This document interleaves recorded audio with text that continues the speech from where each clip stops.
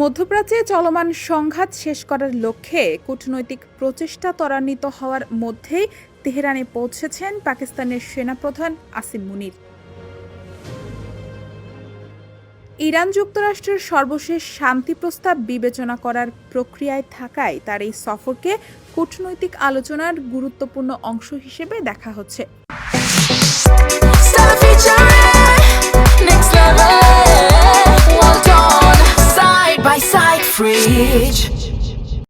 সফরকালে পাকিস্তানি সেনাপ্রধান ইরানের শীর্ষ কর্মকর্তাদের সঙ্গে উচ্চ পর্যায়ের দ্বিপাক্ষিক বৈঠকে অংশ নেবেন।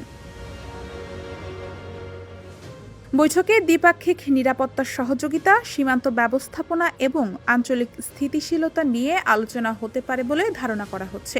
এদিকে পাকিস্তানের সেনাবাহিনী জানিয়েছে, চলমান মধ্যস্থতা প্রচেষ্টার অংশ হিসেবেই এই সফর।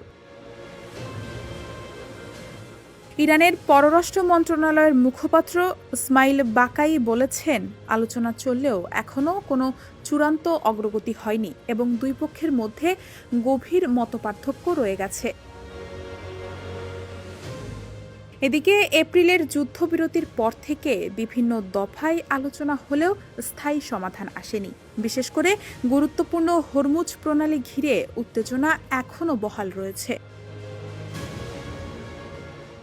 আন্তর্জাতিক রাজনৈতিক বিশ্লেষকদের মতে, সাম্প্রতিক আঞ্চলিক নিরাপত্তা পরিস্থিতি, ভূরাজনৈতিক উত্তেজনা এবং দুই প্রতিবেশী দেশের সম্পর্ক জোরদারের প্রেক্ষাপটে বিশেষ গুরুত্ব বহন করছে এই সফর।